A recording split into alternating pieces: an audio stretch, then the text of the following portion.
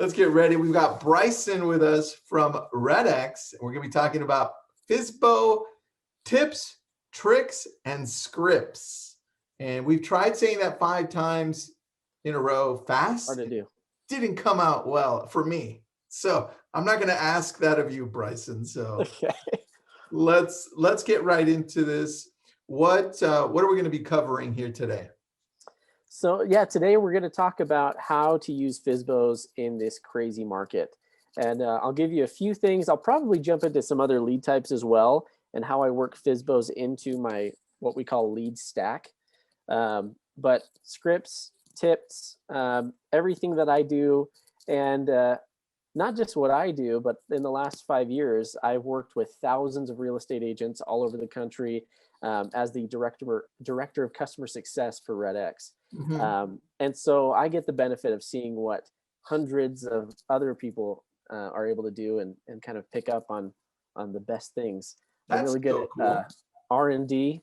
You know, it's instead of research and development, it's ripping off and duplicating. I love that, man. Yeah. Good job. Well, you have access to all these brilliant minds, so it makes a lot of sense. So when I've been calling FSBO since 2004. And before I got my license, I was jumping in and my broker was like, look, this is where you start, right? You start with calling for sale by owners. You call just listed, just sold, kind of like the circle prospecting. I was in the cusp of that old era coming into the new era, like literally a year after I came in or two, something called DocuSign popped out of nowhere. And I was like, ooh, this is cool. So it's a whole different world coming in from the old to the new, but the old still works. And it works because of tech like RedX. So when I'm dialing, so I just got RedX for one of my agents, Mark Rader. He just closed a $10.5 million lead. So he's a great agent. Awesome. He loves RedX. And I think one of the features that he loves the most, and then we'll get kind of into the tips, tricks, and scripts. I always have to slow down on the scripts part for the tips, tricks. Yeah. And he said, dude, I love the part on RedX where it's new. It gives you that information, whether or not it's a seller's market, buyer's market. It gives you the median. It gives you all of this information about the market in general. And it makes me the expert like that. And I think that addition is pretty huge. And I haven't seen a lot of people talk about it much. Yeah. Well, we can talk about it today if you want to. Yes, I would love to, man. Just so we Awesome. can showcase that a little bit. All right, let's go into for sale by owners. What are some of the things you would say agents would need to start with when it comes to for sale by owners so they have success? Because so many people fail out of it quickly because it's tough getting rejected. I don't like it much. And yeah.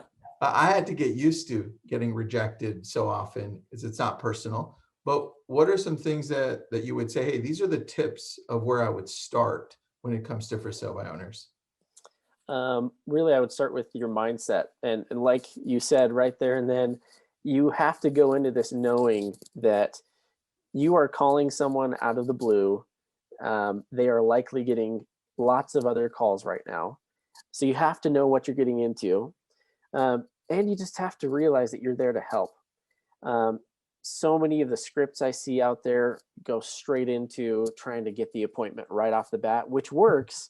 Mm-hmm. But sometimes you have to develop a little bit of a relationship.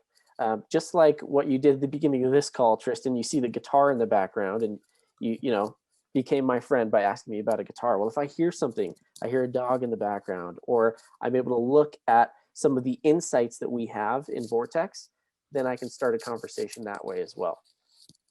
I love that, man. And that's very true. I think you have to understand that there's going to be some rejection. Yeah, I'm reading this book. I'm almost done with it. It's Big Money Energy by Ryan Serhant. We have him on in like 2 days in LabCoats again. But he's got this section in the book that you just reminded me of when you said that, where he was trying to get the job on Bravo as one of the $1 million listing agents in New York. And he didn't have a big listing, and he promised Bravo, yeah, I've got this $20 million listing that I've got coming up, and he didn't. So what he did is he went out and found all of these possible listings that he could get, right? Like going onto RedX and saying, let's take a look at the areas, expireds for sale by owners. And he called a whole bunch of people. And one of them that he said, this is perfect because he needs to sell because he owes this much. He pressed and he said, look, I'm going to get rejected. Let me call him once, hung up, twice, no, hung up. Third time, listened. It's like, okay, come to my house. And he ended up listing the home for $25 million. And you just reminded me of the story. I was like, that makes a lot of sense, dude. Oh yeah. Yeah. I've got an experience too. I mean, it's not a 25 million listing. It's a little less than that, but again, it was following up and it was building the relationship. And it was actually a guy who had already decided he was going to sell it on his own. He actually went under contract on his own, and then it fell through. And because I was the one following up and just checking in as the realtor that cared, not the, hey, I want your business.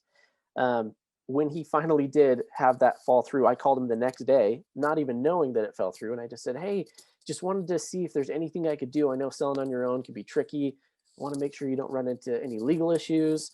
How are things? And he was like, Bryson, it's so crazy that you called me because the deal just fell through. They had the inspection. They were worried about a little rust. It's not even a big deal. And I was just empathized with him and went over that night. And so it works. You just have to treat them like a real person. I think that's the key, man. One question that was answered by Andy says, who would you say are the best trainers for expireds and for sale by owners?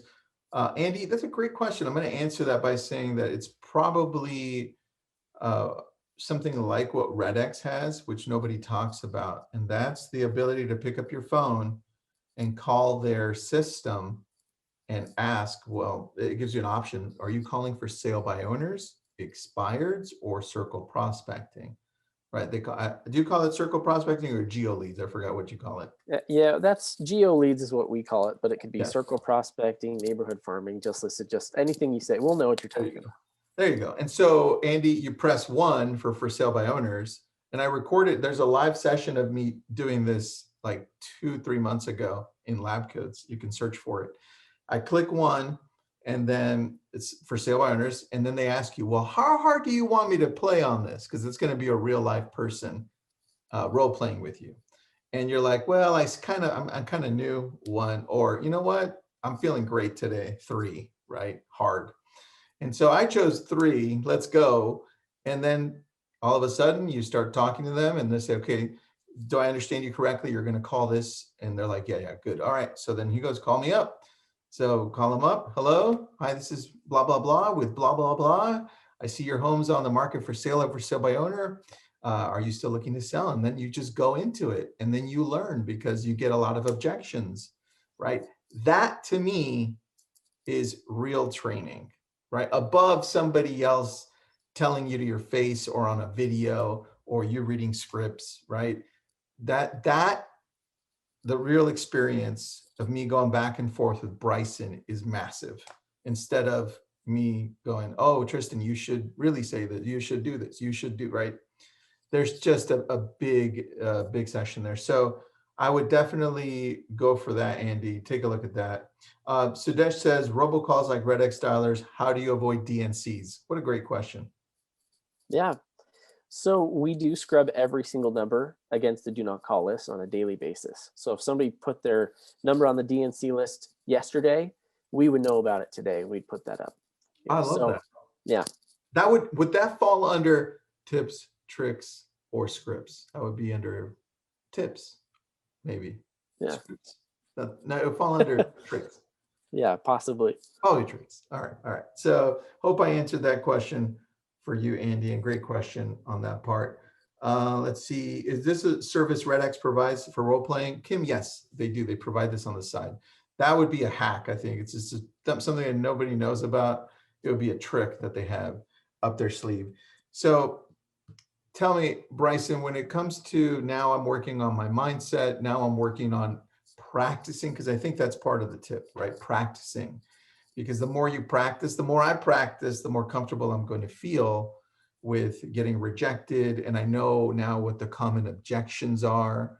It's the same thing. I'm paying too much in commission. I don't want to use a real estate agent, right? You guys are all wolves. Are you guys part of the same school? I'm hearing the same scripts over and over, the same stuff, right? Once you Yep. get into that, then you're like, okay, you know what? I feel comfortable. I know what's heading my way.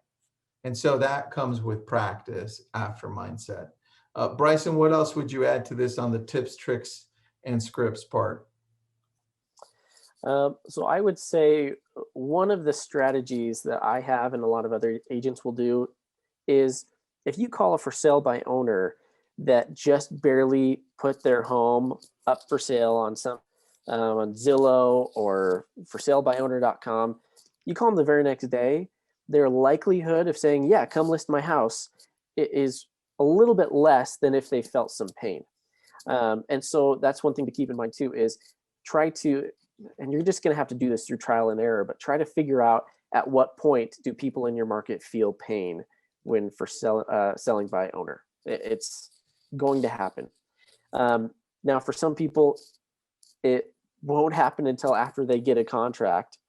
And so what we do is we call the for sale by owners the first day, just to see where they're at, what their plan is. I ask them questions like you've probably seen on many scripts that we say, so if you were to hire an agent, what would it take to get to that point? Just to feel it out. And some of them will tell you, they'll say, hey, if we don't have an offer by the end of the week, then I'm going to start looking at hiring an agent. Well, what am I going to do? I'm going to put a call back probably before the end of the week, probably half of that, to follow up and see if they're still feeling that or if it's happening sooner than they thought. I like that. I think that falls under the tips, right? Yes. I like this game. Yeah. Is that a tip or a trick or a script? All right, let's go into scripts really quick just to give some people some love here because they're asking. But first, Cynthia is asking, I've got many clients that have been on the DNC for a while and they still get calls from RedX clients. And I'm going to answer that, Bryson, and feel free to jump in. The reason is RedX gives you the tools, right? They showcase and say, hey, these are the numbers on the DNC. We hope you don't call them, but here they are. And it's up to agents to call or not to call. And that's what you see there, Cynthia. Some agents just decide to call anyway. I'm of the opinion, and I practice at not calling people on the DNC, because if they don't want to talk to me, there's plenty of people that do, right? Why focus on the ones that don't? So anyway, I hope that answers that, Cynthia. Great question. And Andy's got a great, Andy, you're full of great questions today, man. This one might be for you, Bryson, because you talk to so many awesome people out there calling a high level at a high level. Is there anything there that you could offer for sale by owner that would get you in the door? He asked it differently, but I'm asking you this way. Anything that you see top agents do that say, hey, this and this and this, let me come to your house type thing? Yeah. Well, I would say first, don't give away everything on the call. You need to give them a reason to let you come to their house. So if I say, hey, this is what I'm going to do, this is my 42-step marketing plan, this is how I do everything, well, now they feel like they already know everything that you would tell them anyway. And so I would say it's all in the questions that you ask, and it's trying to find out, like I said, trying to find that pain. But once you find the pain, then you can figure out what the value needs to be. So a lot of times their pain is they don't want to pay a commission. And I can give them real life examples. Like this last weekend, we had a listing for $800,000. It went under contract for 800, more than covered the commissions on both ends. Our seller is super happy, and he considered selling on his own. He actually tried to a year ago. And I know that about 80 to 88% of people will eventually, instead of for sale by owner, they will list with an agent. And so I would say just show them that their main pain, if it's commission, that Mhm. you can do something about that. Don't tell them how. Tell them, well, let's talk about it when I come by. What would work better for you? I can come by today at 4 or tomorrow after 5 and show you how I got $60,000 more than asking on this other property. No, I love that. Yeah, giving examples definitely works as well. And there are some good questions here for you, Todd. Todd's got one. We don't have a lot of FSBO leads in his areas, not very many. Is it good enough to use the FSBO leads from Zillow, or do I need a source like RedX for those leads? What would your answer be to that? I would say it's all about time. And so the main value that RedX provides is I wake up in the morning and I get ready for the day. I log into my computer and all of the for sale by owners are right there in a way that I can not only call them quickly, but I can easily track what's happened. If you end up calling just from Zillow, what will likely happen is you're going to have to get some note cards or some sort of system where you'll have to manually enter a lot of information, and it's going to take you, 2 to 3 times as long to make the calls, and then also 2 to 3 times as long to track who answered, who didn't, which ones are you going to call again, which one said please don't call again. So that's where it really is valuable to just have it all in one place Yeah, and track all your notes, everything that happened. that's under tips, just in case you're wondering.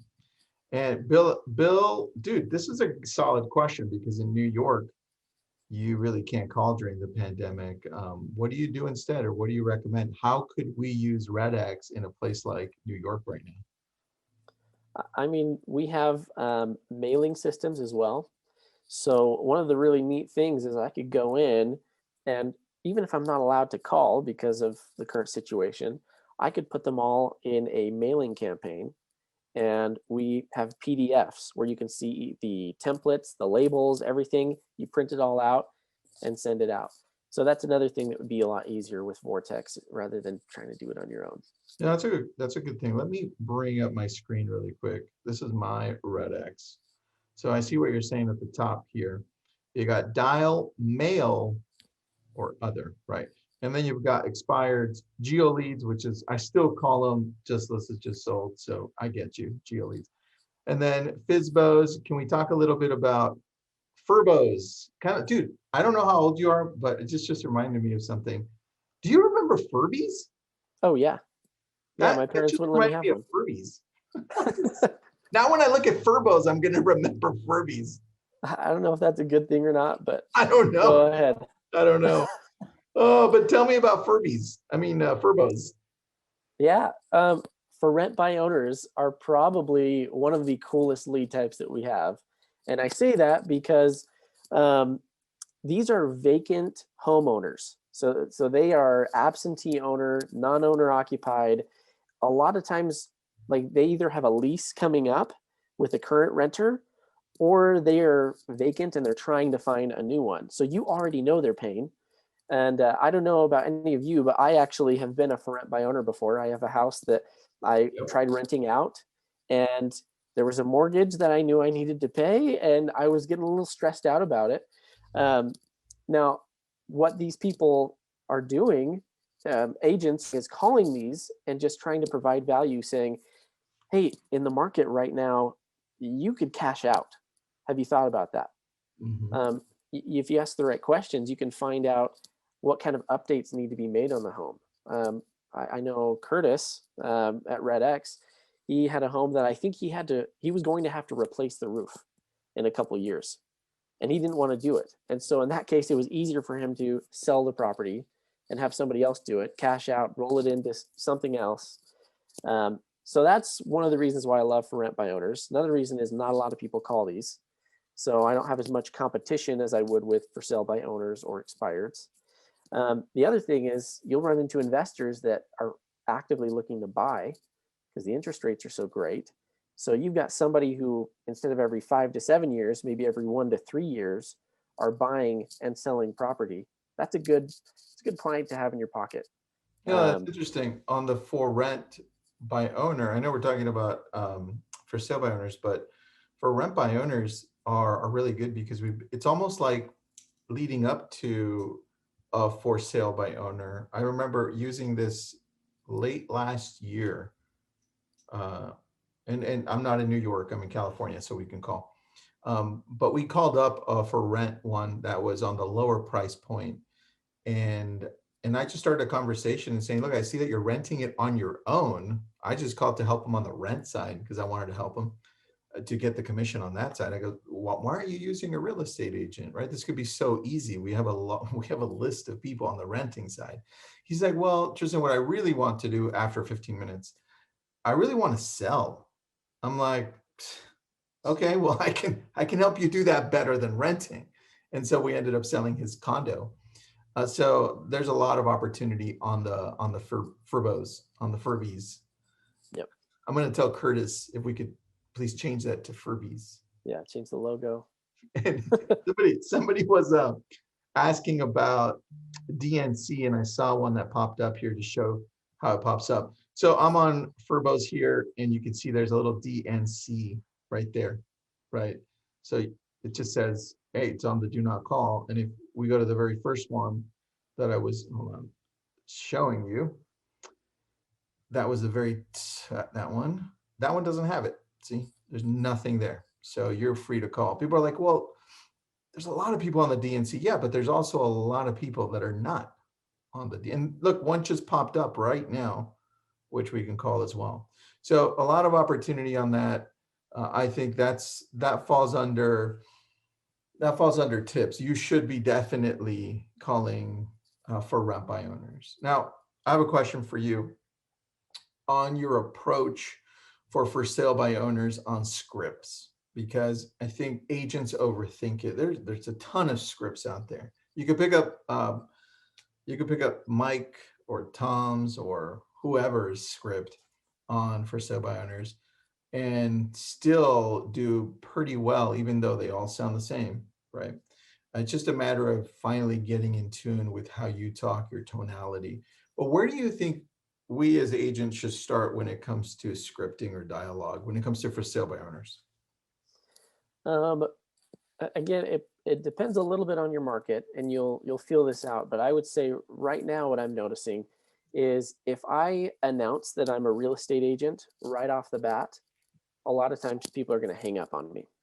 And so I had to alter my script a little bit and say, hey, I'm calling about the home on Main Street. Is it still available?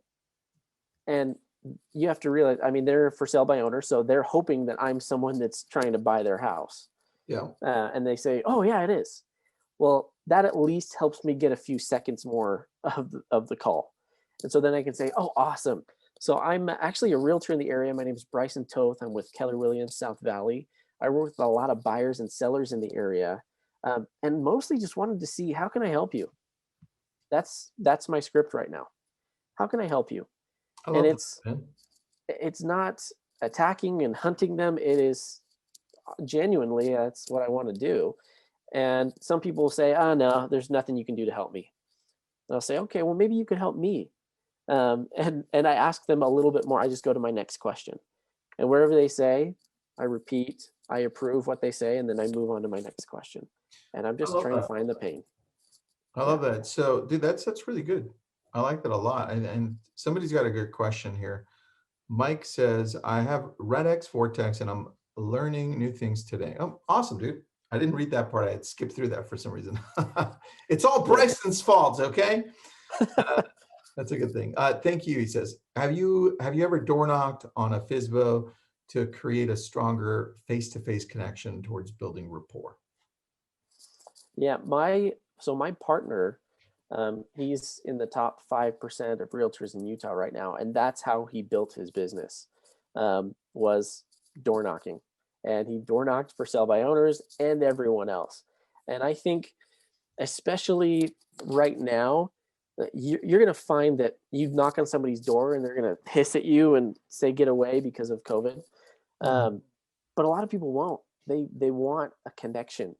Like right now, this is one of the most fun parts of my day because I'm talking to a real person, and a lot of us don't get to do that on a face-to-face level. And so the closer we can get to that, I think the more chances you have to set yourself apart.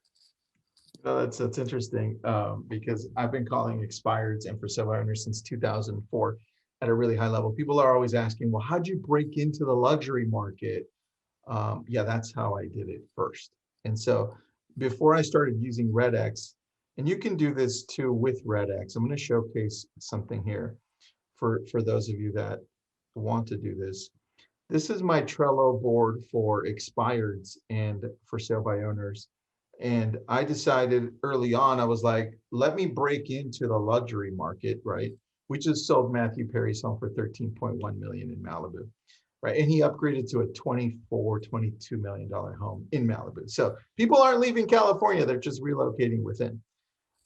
Here, you're gonna see Trello, and I'm gonna take you through this one. I only picked Westlake Village and Malibu.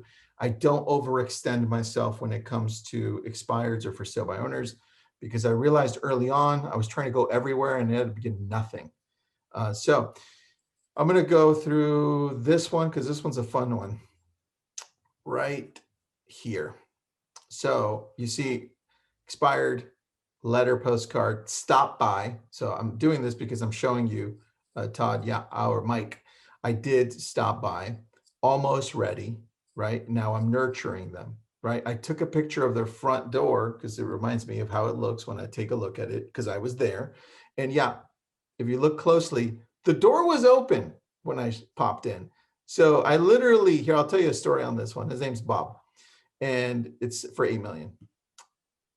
Let me go back to you. So I'm at the door. This is after Bryson. This is after I called Bob on the phone. It's expired. So it's the same story with for sale by owners. This is just happens to be an expired one. I'm on the phone. He's like, I'm thinking about it. I'm not sure, but if you want to stop by and take a look, I'm remodeling it right now. I'm like, sure. It's a great excuse to drive down PCH to the other side of Malibu. Why not? So stop by, and as I'm ringing the doorbell, the door's open. I'm like, oh, okay. He's expecting me. That's cool. I ring. He's like, yeah, just come in. I don't think he knew who the hell I was. So I just went in and I met him in the kitchen, and the kitchen opens up to the Pacific Ocean, right? It's an $8 million home. And he's like, yeah, how can I help you? I'm like, yeah, I knew he didn't know who I was. I'm like, Bob, you just talked to me on the phone like an hour ago. And then we get into it. And then he goes, oh, yeah. Look, this home used to be owned by Charlize Theron. And take a look at what I'm doing. Listen, how much do you think I could sell it for? Because I don't think the real estate agent previous, the one I was using, did a great job. Here, let me tell you why. And then that opened up the whole conversation into something different. And so every time I'm able to meet somebody in person, I do it because it strengthens that relationship, whether it's a for sale by owner or whether it's an expired, right? And the one thing that I love about what Bryson said when it comes to scripts is the moment people, and remember, I deal with all ranges of properties. The least expensive one I sold was $11,000, and the most expensive one is 33 million. So there's a wide range, and doesn't matter who you deal with, they can smell commission breath. And so the moment you start being authentic and genuine in your approach and in your scripts, where there's nothing that you're hiding and you sincerely want to help these people out, that's when the doors start opening up, right? And that's what Bryson was talking about with his script, right? So that you can file under tips, tricks, and scripts, because I kind of showed a little bit of everything. So Ibrahim's got a question for NY agents. What do you think of texting a property owners and for sale by owners now? I mean, Bryson, is that even for the ones that are not on the DNC, right? The ones you can call and text. I don't know the rules. I don't know the rules enough, Ibrahim, on the texting part. Would that still be considered calling under those guidelines? I don't know. Bryson? Yeah, in most states, the texting laws are just as strict as a do not call. And so I'm not a lawyer, so if I was, I'd be getting paid a little more. But I can't give you the answer. I would say talk to your broker, look up your laws, see what you can find. I do know based on the research that we've done at RedX to figure out how we can get texting implemented into Vortex. You have to get their verbal permission from what we found. And so if you can get them to say, yeah, you can text me, then you're fine in most cases. But again, don't quote me, I'm not a lawyer. Yeah, so that's a good point. So we go around that by doing that exact same thing. And I'll take you back to my screen and I'll answer the funny question, Tessa. Judy's asking, when I went to take a look at the property, did I take anything with me? I don't even know what that means, but I did take I was happy and I did take a good feeling back with me, if that counts. So I'm gonna go to Vortex here. Actually, let me go to this. All right, so I'll give an example. Here's there's a couple. Okay, this one I did a little bit ago. This one right here. This one was one that I'd been eyeing for a while, and it has gates. You can see the gate right there, right? I can't jump over it, and I'm not going to. So, and I'm not going to send a drone over it either to drop anything off. That was a question, by the way, the last time. I was like, no, I'm not doing that. So what I did is I got a hold of George. And when I got a hold of him, I said, George, is it okay if I text you to keep you up to date as to where the market is? Because I'm not sure it's where you want it to be to sell your home at the price you want. Right. And again, I'm going with the scripts of being authentic and genuine, right? I'm not telling them what they want to hear. I'm telling them the truth in a kind way. And so he's like, yeah, Tristan, not a problem. Right. And that's what I was looking for. I was looking for permission to text them and to stay in touch. So what I did is I put them in an automated system that includes texts, that includes emails, that includes other things. And they responded back, I think it was 6 months in, they responded back to a postcard that I had sent them. And somebody asked if mailers work. They do work if it's consistent, right?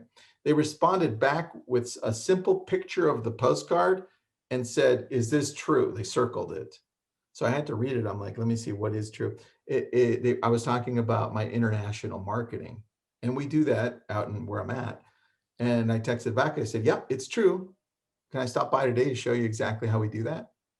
And I stopped by a week from then, and we took the listing. So it does work. And I don't know what else to add on that. Joseph says, NY has a do not call order. Can you share tips and tricks on how prospects for owners while this order is in place? Another similar question. Bryson, I think you answered that, right? Going into the mailers. Yeah. Yeah. I mean, pretty much all you can do is either knock on their door or send them a postcard. So, yeah. Yeah, definitely on that part. So just get creative at that point. And I would add probably if you've got information here, let me go on Vortex. I'll show you what one thing that we do in our area. Give me a second. And I don't know, Bryson, you let me know if you've seen this before or not. Okay. Yeah. How much time do we have? We got 10 minutes. I'm going to take you off of a little tangent. This is a hack, trick, tip. I don't know where you want to put this, but let's say you go to expireds, right? I've got 4,600 leads right here on expireds. So what you want to do is, let's say I'm going to check all of them off, right? And then what I want to do is I'm going to export them at that point. And I'm going to export them. And let's say I'm going to go into Facebook, right? Let me show you over here. I'm going to hit the little plus button, right? And then it's going to say, well, what do you want to do, Tristan? Well, first, let me go back here to mine. And let's get, now, what do you want to do? Do you want to market? What do you want? Sorry, there we go. It's going to say, well, what do you want to do? And I want to create an ad at this point. And I'm not going to take you through that whole process. But what happens is if you're able to create something on the back end here on Facebook, where you can upload this list that I got as a custom audience, now I'm able to target these people in New York where I'm not able to call them or text them, and they can see the ads that I'm continually pushing to them. And some of the ads, I wish I could go and show you some of those ads. Let me see if I have any. You know, I think, are you guys familiar with Dippity by any chance, Bryson? I'm not. All right, so Dippity creates these ads. I'm going to show you here. Some guys over there. Let me see what we do. I think it's under what we do. Ah, perfect. So then you start creating these ads like this, right? And now, because they're expired ads and you're targeting expired people, right? These aren't expired ads, but we create them. Now they're targeting the expired list that I got from Vortex, right? And I could do the same thing and change the information for my for sale by owners. Right now, for sale by owners, relist a little quicker than expireds. So you would have to have a different campaign for that. But that's the idea behind it. I don't want to take you all the way through on those ads. So that would be a hack. Let's see what else we got. Any other questions? Scripting, I'm still, Bryson, what do you feel on scripting, man? I want to talk a little bit further on scripting because I get a lot of agents out there that are still, I feel that are still too hard when it comes to scripts. I don't want to pick up the phone and hear somebody telling me, hey, this is Tristan with Keller Williams Realty. I saw that your home just came off the market. Are you looking to relist with the most amazing agent in the world, right? And they don't even give me a chance to say hello. I think that's a massive mistake. The aggressiveness has really put a bad taste in people's mouths when it comes to real estate agents, right? And so, I think you need to, not you, Bryson, you do awesome. You, as the agents, need to take a step back and really reevaluate who you're listening to out there, because practicing agents that do this on a daily basis, me, who talk to thousands and thousands and thousands of people and agents, I can tell you, people don't want to talk to us when we're aggressive like that. So on that, Bryson, what are some tips you think we can work on or maybe practice so that we get more comfortable talking to people instead of telling them, right? Yeah. I think one question I would ask is, do you have a mirror on your desk where you prospect? Because even before I was an agent, I was on a sales team. And one of the things I had to keep reminding myself is I need to smile. I need to be happy. People hear that. It needs to be genuine, but you've got to smile. You've got to be in a positive mindset. I think the other thing is your tonality. It's even yesterday I made some calls, and if somebody answered and said hello, I would kind of almost change my posture. Say, hey, hello, I'm so sorry to bother you. How are you doing today? Because I could tell that they were timid. I could tell they were maybe a little bit shy or confused why I was calling. Whereas if somebody answered the phone, they're like, hey, what's up? Well, I'm going to be a little bit more like direct to say, oh, hey, how you doing, Kyle? My name is Bryson Toth. And I would go into it that way. So I think mirroring, matching matters a lot more than the actual words that you say. Dude, that's a really good point. I think people, when they're talking, that's under scripts. And I think it's under tips there, Bryson. So good one. Maybe we should make a series of this, Bryson. Tips, tricks, honestly. Tips, tricks, and scripts. We could do that for expireds and Furbies and FSBO. Like we could do that for everything. Do it. I like it. All right. So I like what you said, because sometimes we force our current state on other people when we jump on the phone with them, and we instantly want to bring them to where we're at, rather than doing exactly what you did, which is listening to where they're at and slowly bringing them to where we want them to be eventually. And that takes some time, right? So I love that you said that. All right. So any other tips or tricks that you wanted to show me or talk about when it comes to for sale by owners or this general topic that we're in? Yeah. Do you mind if I share my screen real quick? Do it, bro. So when I am going through and calling for sell by owners, I think one of the things that may help some of you, those of you that use RedX, or if you've been thinking about it, I set up filters to basically stack my leads to say who I want to call first. Um, and it's pretty simple. I just number the first people in the morning I call are my lead follow-up. And those could be FSBOs, expireds, like anybody who is a warm, hot lead.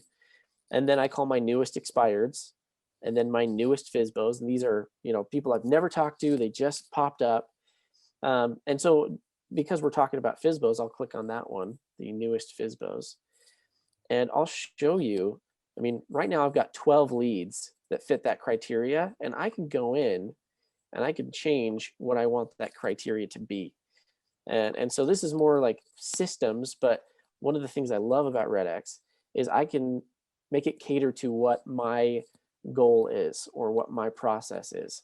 So I've gone in and said, okay, I want to call FSBOs that are new, and I want to call them if they were imported into my system in the past 7 days.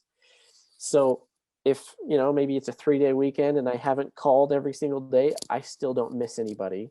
And I call anyone that I haven't talked to in the last 7 days. And my goal is to get those 12 leads down to 0 at the end of every day. And that helps me feel like I got something done, even if everybody told me to, kill myself, which doesn't happen often. Just No, so it you guys doesn't.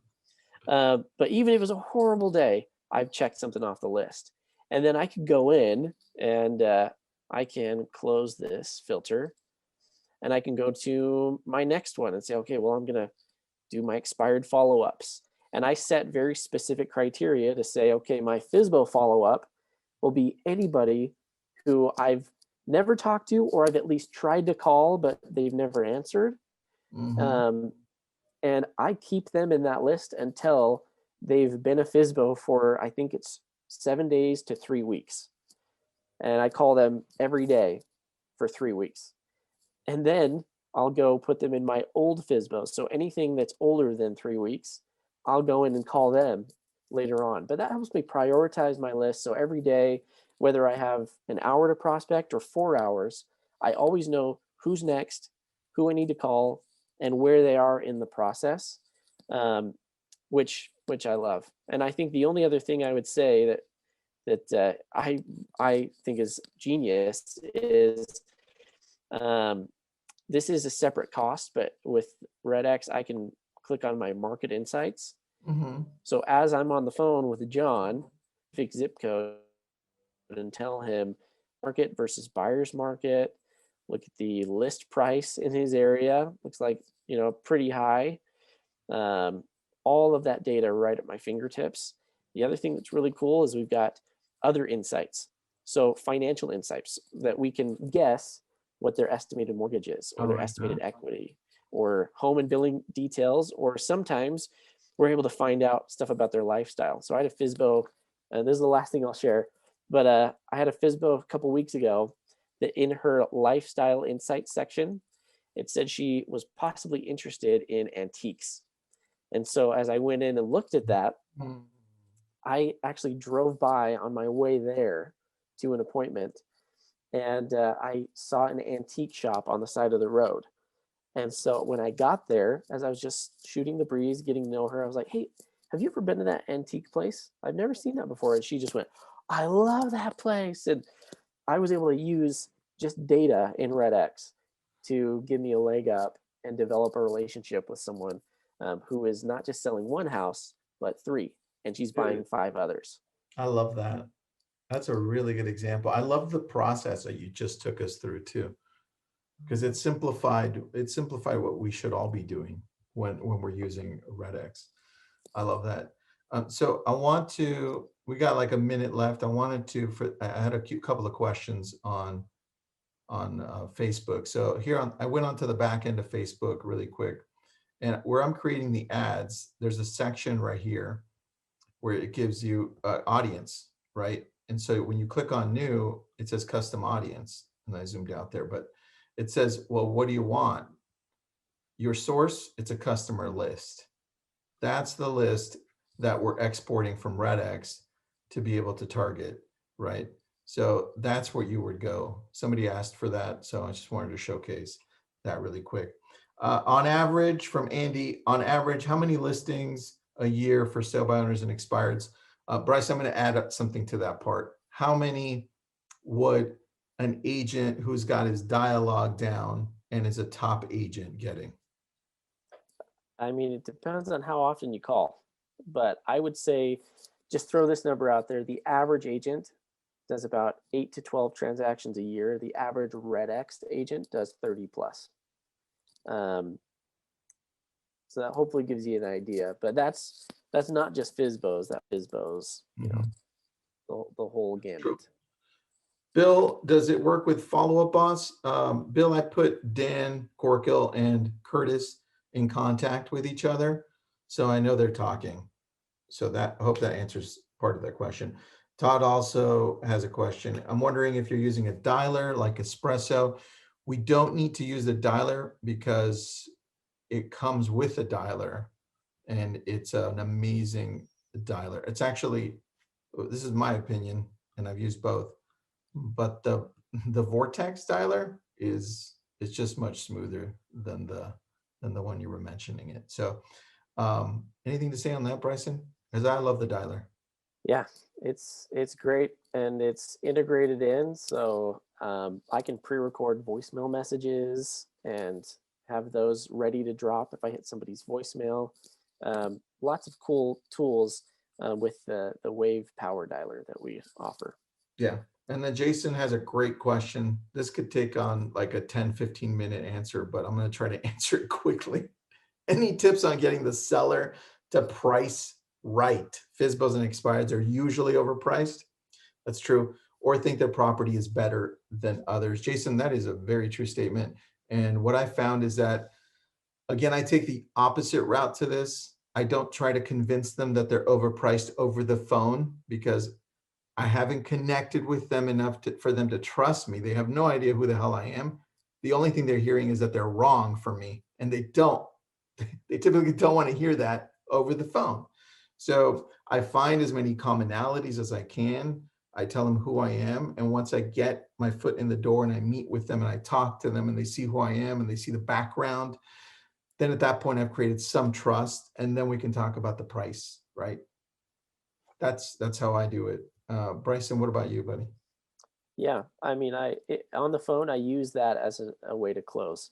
If there has to be any questions that I know it's not going to come across the right way, you just got to say, that's the first thing we'll talk about when I come by. How about tonight at 5 or tomorrow at 3? Yeah, very true. I agree. All right, Bryson, thanks for being on. Everybody else, let me put up the link one more time. I know Tessa's been putting it in there.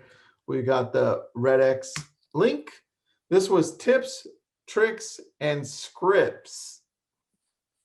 Part 1, I think. Right, Yeah. Bryson? I think so. Part 1. All right. Thanks, everybody. Thanks for being on, Bryson. I appreciate it. Thank you. Stay warm. Yeah, I will. Bye, everybody.